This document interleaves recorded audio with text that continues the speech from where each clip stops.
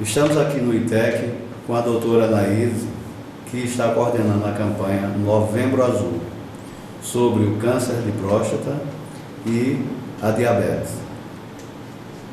O que é que a senhora tem a falar? Antes de tudo, boa tarde. É um prazer imenso estar aqui passando para a população de Itaporanga a respeito do Novembro Azul, já que é um mês relacionado, né, justamente a programas para homens, onde eles, a maioria das vezes, são esquecidos, tanto pela imprensa, né, como mesmo pela população, onde o preconceito maior parte justamente da parte masculina. Bom, falaremos sobre a diabetes e sobre a prevenção do câncer de próstata. Iniciaremos com a diabetes. Dia 14 passado foi o Dia Mundial da Diabetes, onde a diabetes é uma doença que acomete 171 milhões de pessoas em todo o mundo, onde metade deles não sabem o diagnóstico. É um fator preocupante, já que são medidas simples que podem evitar uma diabetes e já tendo, né, pode fazer um tratamento. É importante salientar que a diabetes não tem cura, há tratamento. A diabetes ela é uma doença metabólica que se caracteriza pela ausência, né, ou pelo aumento da glicemia no sangue. E o que é glicemia? Glicemia é a parte de açúcar. O seu metabolismo ele só pode funcionar se tiver uma porcentagem de açúcar no sangue. Então, açúcar é o combustível essencial para poder manter esse metabolismo em alta. Em relação à prevenção do câncer de próstata, esse sim eu quero chamar mais a atenção. Estimativas mostram que é o câncer que mais acomete os homens. Então, por ele ser um câncer que mais acomete os homens, né, então a população masculina ela tem que se conscientizar. E nossa parte, eu como enfermeira e como os meus aliados aqui, técnicos de enfermagem, nós vamos mostrar quais são as formas de prevenir, de evitar os sinais e sintomas relacionados a essa patologia. Estão fazendo isso durante toda a semana, né? Palestra em rádios. Vai haver mais alguma coisa para o público? Sim. Essa semana, nós tiramos essa semana inteira para poder fazermos esses programas, né? Então, a semana houve incentivação por parte da mídia aqui em Itaporanga. Nós fomos a Correio, fomos a Cláudio Nepó e agora nós estamos com Rained, né? Portal do Vale. Portal do Vale, desculpa. E assim, amanhã, na quinta-feira, 7h30 da manhã, eu convido a população de Itaporanga para poder se fazer presente junto a Getúlio Vargas. Nós estaremos com um estande lá na Getúlio Vargas e fazendo esses testes de glicemia, verificação de pressão e mostrando também a parte de câncer de próstata, né? Incentivamos a população que vá, principalmente masculina. Na sexta-feira também estaremos com uma palestra no batalhão. Falaremos agora o conceito de diabetes, a epidemiologia, sinais e sintomas e tratamento. Eu vou passar agora a palavra para o técnico de enfermagem Adriano. Então, Adriano, você falará o que é o conceito e os tipos da diabetes.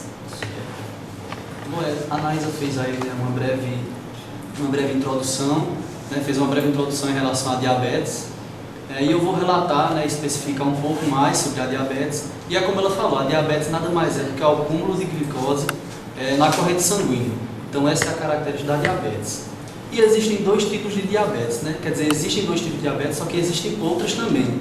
Mas especificamente a do tipo 1 e a do tipo 2 é o que mais acomete a população. A do tipo 1 ela é caracterizada, né, pela não produção, o pâncreas ele não consegue produzir uma quantidade de insulina, ou seja, ele não produz insulina. Já a do tipo 2, ela se desenvolve por uma má alimentação, hábitos de vida não saudáveis, né? Então, às vezes, a pessoa ela não tem bons hábitos de vida, né? Não tem o costume de praticar exercícios físicos e tudo isso gera uma obesidade. E a obesidade pode gerar uma diabetes. Então, a do tipo 2 caracteriza justamente por esses maus hábitos de vida que a população... Adriano, qual dos dois tipos de diabetes é o mais perigoso? O mais perigoso é a diabetes do tipo 1, né? Já que o nosso pâncreas ele não consegue produzir a insulina.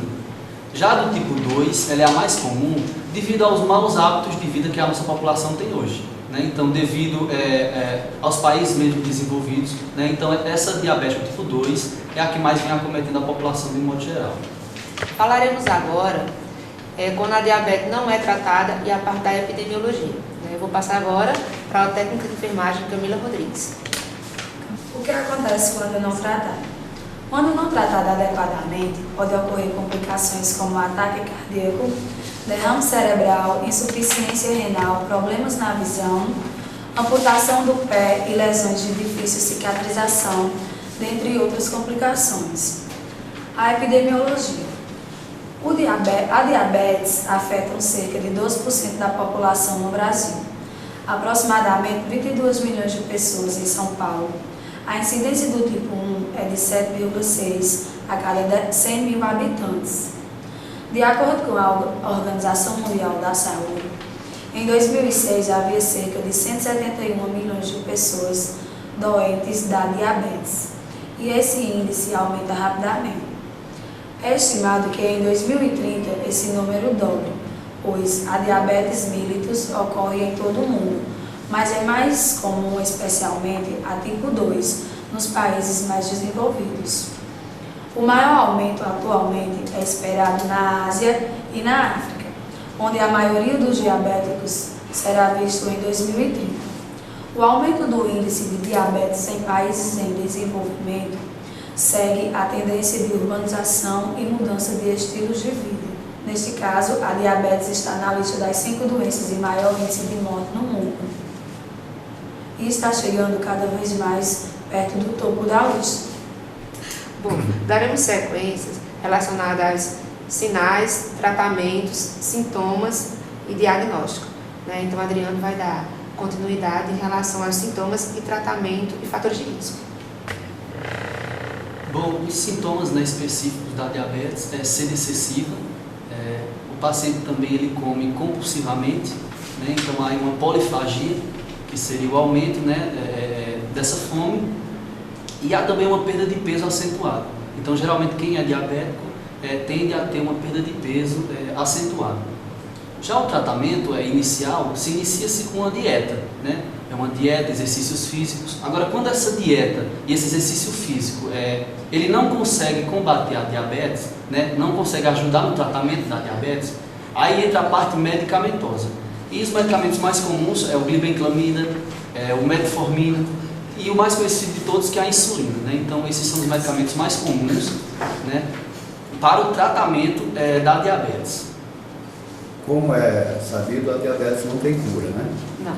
Mas você pode conviver muito bem com a doença, depende de você se cuidar. Sim, isso aí, sim. Isso aí depende do seu estilo de vida. O seu estilo de vida está associado a uma boa alimentação, né, uma dieta saudável, prática de exercícios físicos e se associada a uma medicação ou não. Essas que a Adriana citou, né, e também faz uso da insulina. Tem alguns, tipo 1 faz uso da insulina, né, e tipo 2 eles fazem uso de outras medicações. Então, quem é diabético pode sim conviver com a diabetes sem nenhum problema. Vamos falar agora das complicações. As complicações agudas e crônicas. Quem falará agora é a técnica de enfermagem Camila. Dando continuidade ao que a professora Naizinha falou, a diabetes classifica em 2 tipos: as complicações agudas e as complicações crônicas. Nas complicações agudas, causa a cegueira, hipoglicemia, coma diabético e amputação dos membros, principalmente os membros inferiores, sempre começando pelo pé e devidamente, como se diz, da maneira que a doença vai se lastimando, vai amputando os outros dedos, o pé, a perna e assim sucessivamente. Nas complicações crônicas, causa a aterosclerose, ou seja, placas de gorduras no sangue, hipertensão, que hoje é considerada uma das doenças que mais matam no mundo, a síndrome do pé diabético, entre outras doenças também. Falaremos também agora relacionado aos fatores de risco e diagnóstico. Adriana, aqui tem a palavra. Os fatores de risco, né, que desencadeiam para uma diabetes a não prática, né, de exercícios físicos, obesidade também é um fator de risco, o sedentarismo, né, e a má alimentação. Então todos esses fatores, né, juntos podem desencadear uma diabetes.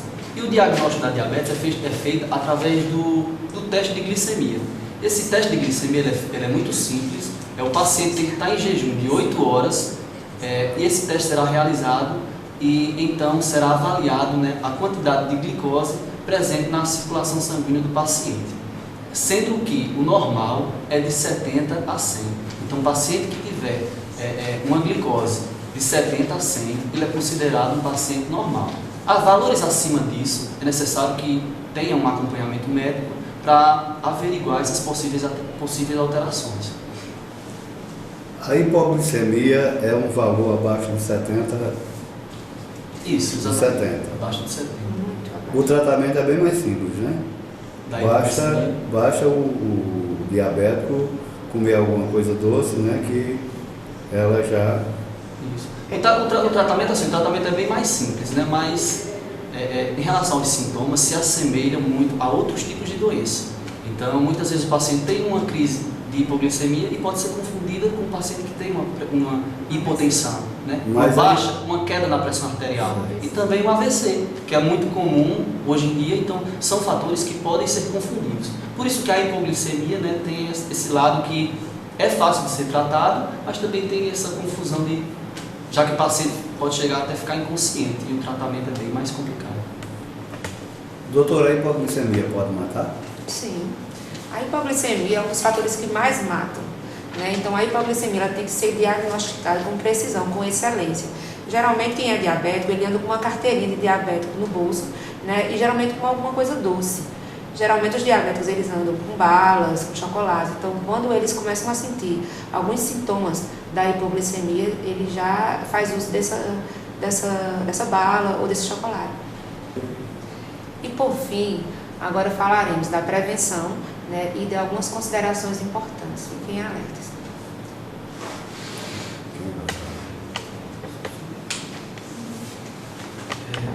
A prevenção, né, da diabetes, o risco de complicações com ambos tipos de diabetes podem ser reduzidos com mudanças na dieta e atividades físicas regulares. Então, os portadores de tolerância diminuída à glicose e glicemia de jejum alterada devem fazer uma dieta rígida, sem praticar atividade física pelo menos 3 vezes por semana e, quando necessário e aprovado, usar remédios para evitar complicações. Atividades físicas, dieta rígida e perda de peso entre os grupos de risco diminui o risco de desenvolvimento de diabetes 2 pela metade. Então, a prevenção é basicamente feita através, né, de exercícios físicos regularmente.